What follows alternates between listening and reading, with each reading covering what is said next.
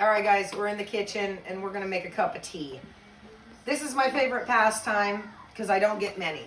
But what I do love is all these herbs that you guys see me going crazy with and growing them constantly, talking about them, trying to make you just sick of them. It's because I love a good tea. This is how I heal my body. I love the juice. You've seen videos of that. I also love bone broths. I've got a big pot of beef bone broth going right here.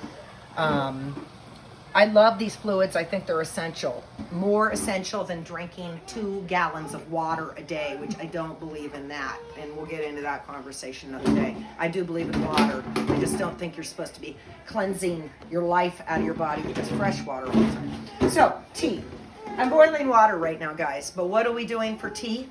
What we're doing is a wormwood tea. And I've not done one of these. I love wormwood. You see me talk about it a lot. She's my best friend. I would lay in a bed of her.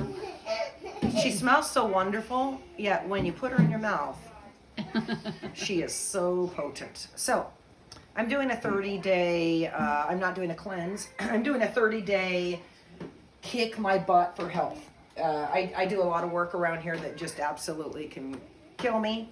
So wormwood is a massive healer. It's not just for parasites, folks. I don't have parasites, by the way. I eat too much of this. So what is my next ingredient in my favorite tea right now for 30 days? Comfrey. Love it.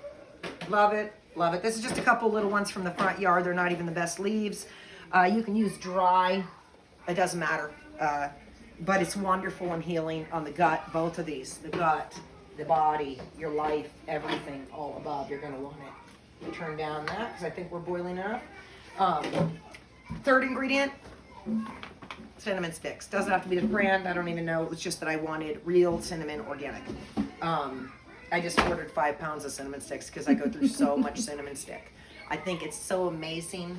If you actually consume sugars and stuff, if you make just a cinnamon stick tea, just want 2 cinnamon sticks and a couple cups of water, put a little honey in it, you'll think you have a dessert.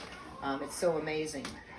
It also will kill probably most fungals and bacterias and virals and things like that because this little guy right here is so potent. It's hard to imagine that the doctor's office doesn't tell us how potent that is, any of these. In fact, what they say is, heavens to Murgatroyd, have some Jell-O, but do not consume this unless you want to die. So we're going to consume it because I can't do what's going on right now in the confusion, guys. I tear the leaves. You don't have to get crazy. Get fresh if you can. If you don't have it growing in your yard, start growing some herbs, folks.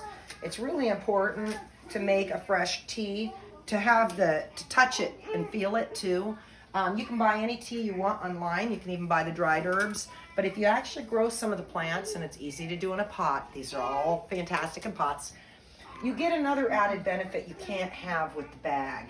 And that is, my energy gets to touch it and smell it and become a part of it. And this is a proven thing, folks. I don't care what you believe in. It's proven that every living thing has an energy source. Us in particular, that's why they talk about grounding and stuff. Touching the real plants, it's a divine thing.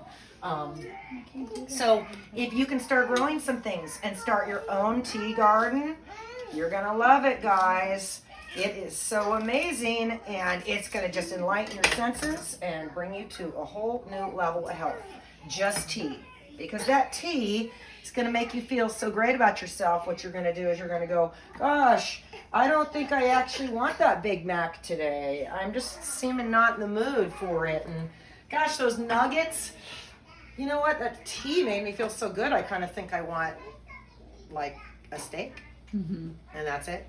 Maybe something just clean, just like the tea I just had. So I'm trying to inspire others for something as simple as this. Tea. Just tea. This is it, guys. Yes, you can add honey to this. I'm not going to. I add butter to it. A little dollop of honey will change your life. Get rid of the sugar in your cabinet.